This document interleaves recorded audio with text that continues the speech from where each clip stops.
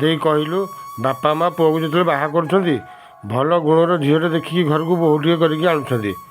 ବାପା ମା ମନେ ମନେ ଭାବୁଥିଲେ ଏଇ ଝିଅକୁ ବୋହୂ କରିକି ନେଲେ ଆମେ ବୁଢ଼ା ବୁଢ଼ୀ କାଳକୁ ଆମର ସେବା କରିବ। କିନ୍ତୁ ବର୍ଷେ 2 ବର୍ଷ ଗଲା ପରେ ବୋହୂ ତା ନିଜ ବାପା ମାଆକୁ ଯେତିକି ଭଲ ପାଇବା ଦେଇକି ସେବା ଯତ୍ନ କରୁଛି, ଶାଶୁ ଶ୍ୱଶୁରକୁ ସେତିକି ଭଲ ପାଇବା ଦେଉନି କି ସେବା ଯତ୍ନ କରୁନି। କାହିଁକି କହିଲୁ?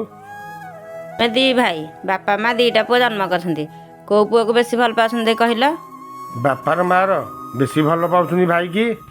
ବାପା ମା ଜଣକୁ ଅନ୍ତର ଜଣକୁ ପାତର କ'ଣ ପାଇଁ କରୁଛନ୍ତି କହିଲ?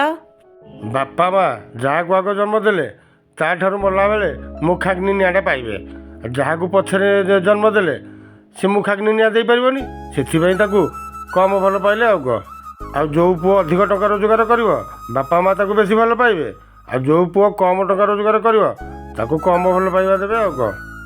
ବାପା ମା 2ଟା ପୁଅ ଜନ୍ମ କରିଛନ୍ତି, ଘରକୁ 2ଟା ବୋହୂ ଆଣିଛନ୍ତି। ବଡ଼ ପୁଅ ବୋହୂକୁ ଭଲ ପାଉଛନ୍ତି, ସାନ ପୁଅ ବୋହୂକୁ ପାତର ଅନ୍ତର ଦେଖୁଛନ୍ତି। ପୁଅକୁ ତ ଭଲ ପାଇବା ଦେଉନାହାନ୍ତି ବାପା ମା ହେଇକି, ଆଉ ବୋହୂକୁ କ'ଣ ଭଲ ପାଇବା ଦେବେ? ହଁ ହଁ, ତୁ ଠିକ୍ କଥା କହିଛୁ। ଘରକୁ ବୋହୂ କରିକି ଆଣିବ, ବୋହୂକୁ ଝିଅ ଭଳିଆ ଦେଖିବେନି। ବୋହୂ କ'ଣଟେ ଖାଇଲା, କ'ଣ ପିନ୍ଧିଲା, କ'ଣ ଲଗେଇଲା, କେଉଁଠି ବସିଲା, ସବୁ କଥା ହେଇକି ବାହାର ଲୋକଙ୍କ ଆଗରେ ଗାଇବେ।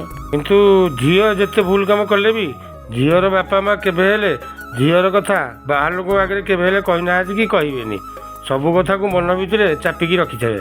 ଯେଉଁ ବାପା ମା 2ଟା ଝିଅ ଜନ୍ମ କରିଛନ୍ତି ସେ ବାପା ମା କାହିଁ ତ ଝିଅମାନଙ୍କୁ ସେ ପାତର ଅନ୍ତର ଦେଖୁନାହାନ୍ତି? କାହିଁ ଗୋଟେ ଝିଅକୁ ବାହା କରିକି ଆଉ ଗୋଟେ ଝିଅକୁ ତ କାହିଁ ଘରେ ରଖୁନାହାନ୍ତି? ଝିଅର ଦୁଃଖ ସୁଖ ବାପା ମା ସଦାବେଳେ ବୁଝିଲେ, କାହିଁ ପୁଅର ଦୁଃଖ ସୁଖ ତ ବାପା ମା ବୁଝୁନାହାନ୍ତି। ସେଥିପାଇଁ ବୋହୂମାନେ ନିଜ ବାପା ମାଆକୁ ବେଶୀ ଭଲ ପାଉଛନ୍ତି ଆଉ ଶାଶୁ ଶ୍ୱଶୁରକୁ ଭଲ ପାଉନାହାନ୍ତି। ଆଉ କ'ଣ ତୁ କହିବା କଥା ଏଇଆ ଆଉ କ'ଣ। ପୁଅମାନଙ୍କୁ ବାପା ମା ଯେମିତି ଅନ୍ତରପାତର କରୁଛନ୍ତି ସେମିତି ଫଳ ପାଉଛନ୍ତି। ଆଲୋ ଯାହା ହେଲେ ବି ବାପା ମା 2ଟା ପୁଅ ଜନ୍ମ ଦେଇଛନ୍ତି।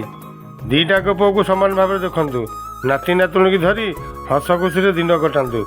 ଏଠି ନିଜ ପୁଅ ସବୁ ସହିଯିବ, ହେଲେ ପର ଝିଅଟା ସହିବନି। ଭୁଲ ଥିଲେ କ୍ଷମା କରିଦେବେ।